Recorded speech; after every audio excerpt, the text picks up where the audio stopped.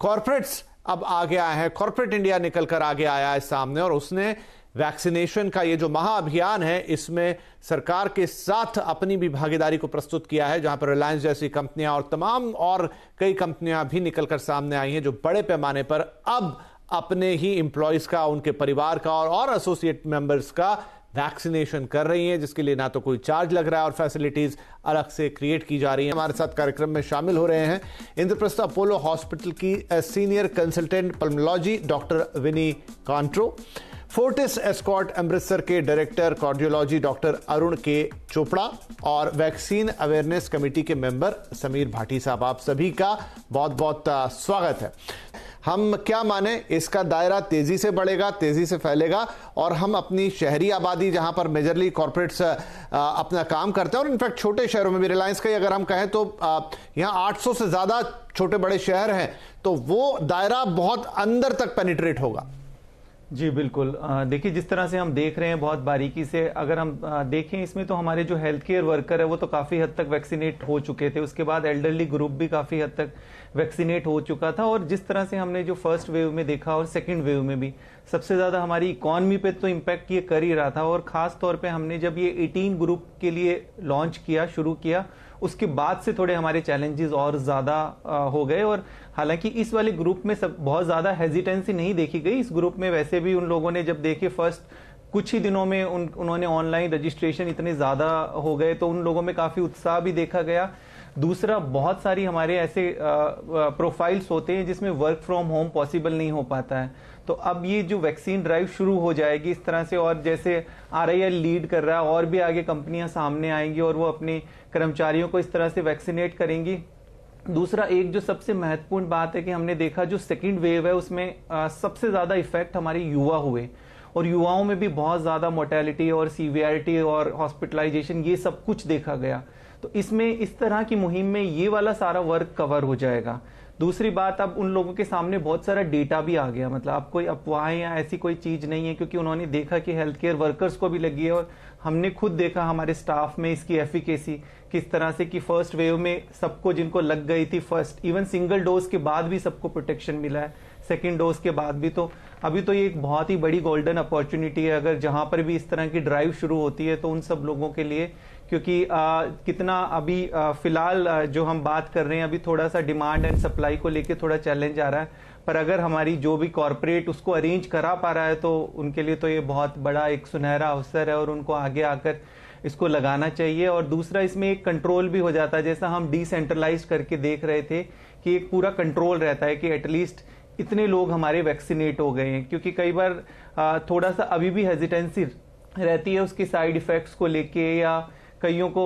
जो हम देखते हैं अवेयरनेस कमेटी में कि मेरे को लगा वैक्सीन पर उसके बाद मुझे कुछ इफेक्ट नहीं हुआ तो मेरी एंटीबॉडीज बनेगी या नहीं, कईयों को इंजेक्शन से ही डर लगता है, या कुछ लोग वैक्सीन का चॉइस करते हैं कि ये नहीं तो ये आएगी या ये लगाएंगे, इस चक्कर में फिर वो वेट करते रहते हैं। कईयों को एफिकेसी पे क्वेश्चन रहता है, पर जब ये एक कंपनी स्पेसिफिक हो जाएगी तो वहां पे कोई सिंगल पर्सन लीड करेगा और उनको बता पाएगा कि नहीं आपके लिए किस तरह से, और उनकी जो कॉमन क्वेरीज होगी वो ठीक तरीके से सॉल्व हो पाएगी। नहीं, और वो हो भी रहा है। आपने ये बहुत अच्छा, बहुत बढ़िया बात बताई। ये बहुत ही सराहनीय बात है कि सरकार के साथ साथ लोग भी अपनी जिम्मेदारी को समझना शुरू कर रहे हैं,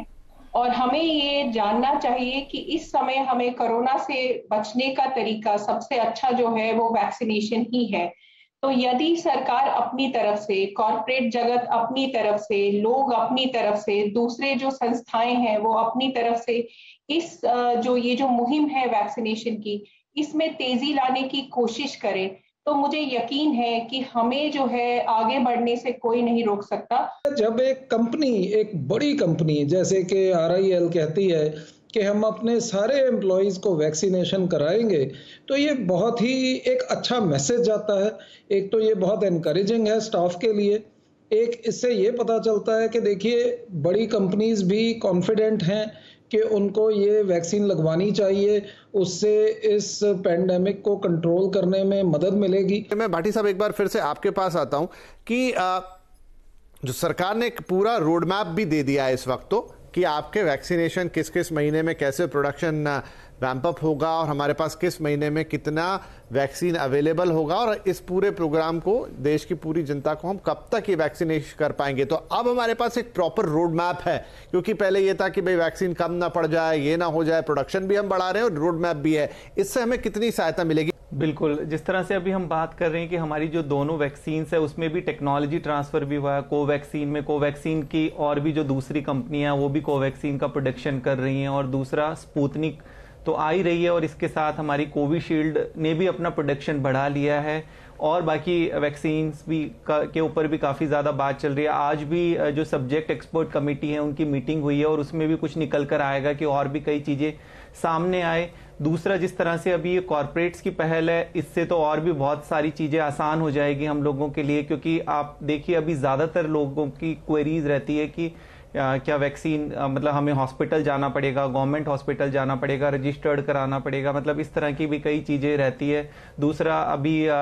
कोई नई एसओपी चेंज होती है उसके बाद भी कई तरह की फिर से क्वेरीज आ जाती है, और वो एसओपी एकदम से जो वैक्सीनेशन ड्राइव है उसके ऊपर इफेक्ट डालती है कि वैक्सीन के बीच में गैप बढ़ गया है, क्योंकि नई नई रिसर्च आती रहती है, उसके बाद एसओपी चेंज होती रहती है। पर जिस तरह से ये भी एक एड ऑन हो गया, प्रोडक्शन तो डेफिनेटली बढ़ रहा है, बट प्रोडक्शन के साथ जो कॉर्पोरेट सामने आ गए, जिस तरह से RIL आया और भी अब उनको देख के सब सामने आएंगे, उससे जो मुझे लगता है ये और भी ज्यादा स्पीड अप भी होगा और जो प्रोसेस है और भी ज्यादा स्मूथ हो जाएगा। और इसके बाद एक जो हम बात कर रहे हैं, हम डेटा कई बार ठीक तरीके से कलेक्ट नहीं कर पाते। जब इतना बड़ा डेटा हमारे पास आएगा उसके ऊपर हम बहुत सारी चीजें कर सकते हैं, हम उस पर एफिकेसी देख सकते हैं और भी बहुत सारी चीजें देख सकते हैं। तो जहां तक मुझे लगता है कि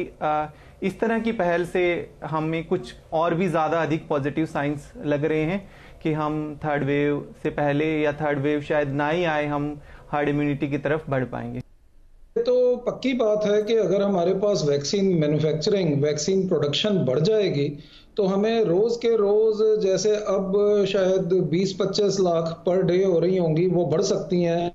वो 50 लाख पे जा सकती हैं और भी बढ़ सकती हैं। इस वक्त तो एकमात्र जो हमारे दिल में ख्याल होना चाहिए वो ये होना चाहिए कि हर आदमी जो वल्नरेबल है उसको वैक्सीन मिलनी चाहिए।